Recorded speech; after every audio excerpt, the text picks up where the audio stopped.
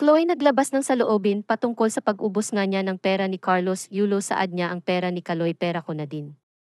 Sa tindi nga ng mga akusasyon na natatanggap ni Chloe ay hindi na nga din ito nakapagpigil at naisagot nga nitong hindi lang naman daw pera ni Kaloy ang ginagastos niya sa kanilang mga pagbabakasyon o sa kung ano man ang gusto niyang bilhin, may ambag din daw siya sa nobyo. Ngunit kung ang ikinagagalit nga ng mga tao ay ang paglilimas nga daw niya ng pera ni Kaloy, ang sagot naman niya dito ay pera naman din daw niya ang pera ni Kaloy. At hindi naman siya pinagbabawalan ni Kaloy na gastahin ang pera nito. Wala namang masama din sa kung gagastusin niya ang pera ni Kaloy dahil nga daw sa kusa naman itong binibigay ni Kaloy sa kanya, kahit pa hindi siya natanggapin ang mga binibigay nito sa kanya, ay ipinagpipilitan pa din daw naman nito ang kagustuhang bigyan siya ng pera at bilhin ang kung anumang gusto niyang bilhin.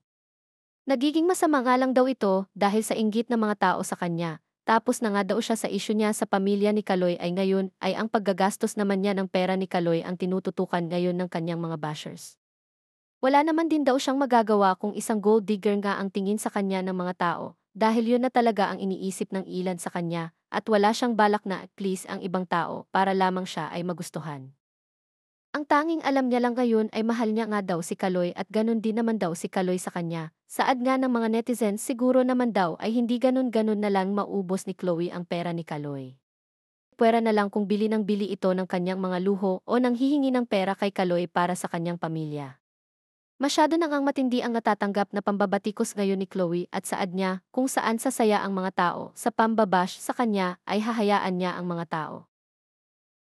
Basta't masaya nga siya at si Kaloy sa kanilang buhay ngayon, lalo pat na-i-enjoy na nila ang milyon-milyong panalo ni Kaloy at iba't iba pang mga investments na tinututukan nila ngayon.